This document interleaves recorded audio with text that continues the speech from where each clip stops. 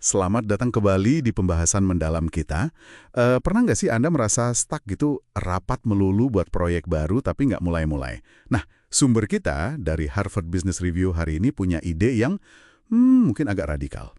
Katanya, kalau mau mulai sesuatu yang baru, jangan kelamaan analisis. Langsung aja, bertindak. Kita bakal kupas panduan HBR soal inisiatif strategis, terutama bab yang judulnya provokatif. Proyek baru, jangan menganalisis, bertindak. Misi kita kali ini ya memahami filosofi, bertindak, belajar, membangun ini. Kenapa ini bisa jadi kunci? Dan relevan nggak sih buat tantangan Anda sekarang? Oke, kita mulai ya. Jadi ide intinya ini kan menantang banget kebiasaan kita ya. Biasanya kan, wah rencana harus matang dulu, analisis A sampai Z. Tapi ini malah bilang, lakukan aja dulu. Kok bisa sih ini lebih efektif katanya? Gimana tuh? Iya, menarik ya. Ini sebenarnya menyentuh cara kita belajar pas lagi nggak pasti. Pendekatan bertindak, belajar, membangun ini, intinya siklus umpan balik cepat. Anda ambil langkah kecil, tapi terukur ya. Terus lihat hasilnya di lapangan, bukan di kertas saja. Nah, dari situ belajar, terus tentukan langkah berikutnya.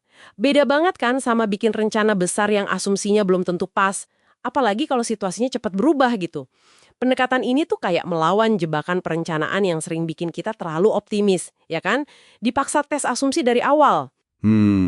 Langkah kecil terukur berarti bukan asal tubruk aja kan? Gimana mastiin langkahnya itu cerdas? Terus, apa nggak dianggap nekat ya bertindak tanpa analisis lengkap? Apalagi di perusahaan besar gitu. Nah, itu pertanyaan bagus. Langkah cerdas di sini maksudnya ya langkah yang memang dirancang spesifik buat ngetes asumsi paling penting Anda. Tapi sumber dayanya minimal dan tujuan belajarnya jelas. Jadi bukan sekedar pokoknya gerak. Soal nekat, justru ini malah buat ngurangin resiko besar loh. Ada prinsip namanya affordable loss. Jadi Anda cuma ambil resiko kerugian yang ya Anda sanggup tanggung kalau langkah itu gagal. Fokusnya bukan untung besar di awal, tapi batasi rugi per langkah. Komitmen juga gitu. Cukup buat langkah berikutnya aja, nggak usah minta buat seluruh proyek di depan. Ajak juga orang-orang yang emang antusias dari awal, yang lihat potensinya. Oke. Jadi risikonya dikelola per langkah kecil itu ya? Ada contohnya nggak sih yang beneran jalan pakai cara ini? Ada contoh klasiknya dari sumber ini tuh Clorox Greenworks. Dua manajer mulai ini bukan pakai proposal gede-gedean, tapi kayak proyek sampingan gitu. Hipotesis mereka, konsulen mau produk pembersih ramah lingkungan dari merek kayak Clorox. Padahal di internal banyak yang ragu tuh awalnya. Langkah kecilnya apa? Ya mereka tes formula sama beberapa relawan di R&D, dapat data awal. Baru dari situ pelan-pelan bangun dukungan, cari sumber daya. Nggak nunggu lampu hijau atau rencana sempurna, pokoknya bertindak, belajar, bangun momentum. Wah, contoh Clorox tadi nunjukin ini bisa jalan ya bahkan di korporasi besar. Pertanyaannya sekarang, kenapa sih pendekatan adaptif kayak gini jadi makin relevan di banyak industri sekarang? Kok kayaknya pas banget gitu? Nah, kalau kita lihat gambaran besarnya ya, ini sebenarnya cerminan pergeseran lingkungan bisnis.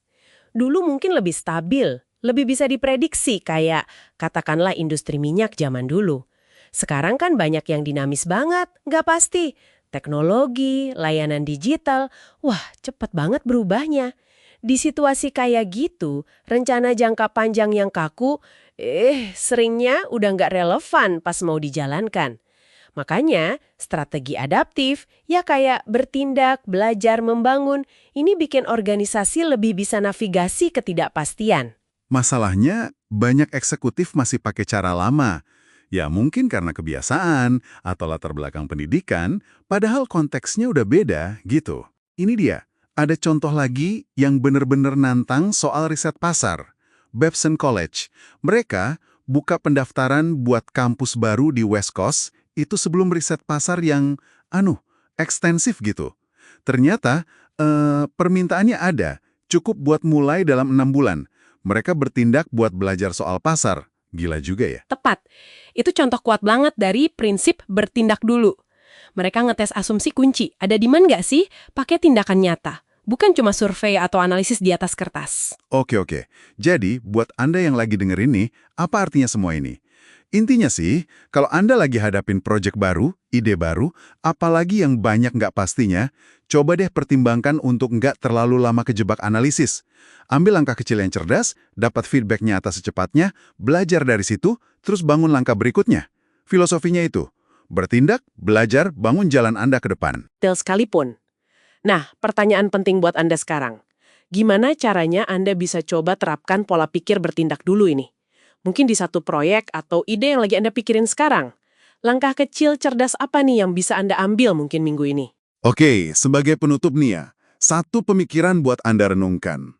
Sumber bilang, banyak kegagalan strategi itu bukan karena strateginya jelek, tapi eksekusinya yang gagal. Kadang strategi cacat malah jadi kambing hitam. Nah, mungkinkah pendekatan bertindak belajar membangun ini jadi cara buat jembatanin gap antara strategi sama eksekusi? Dengan belajar dan adaptasi dari awal, mungkin strategi itu nggak lagi dilihat kaku, tapi kayak hipotesis yang terus diuji, disempurnakan lewat tindakan nyata. Gimana menurut Anda? Itu dulu pembahasan mendalam kita kali ini. Sampai jumpa di lain kesempatan.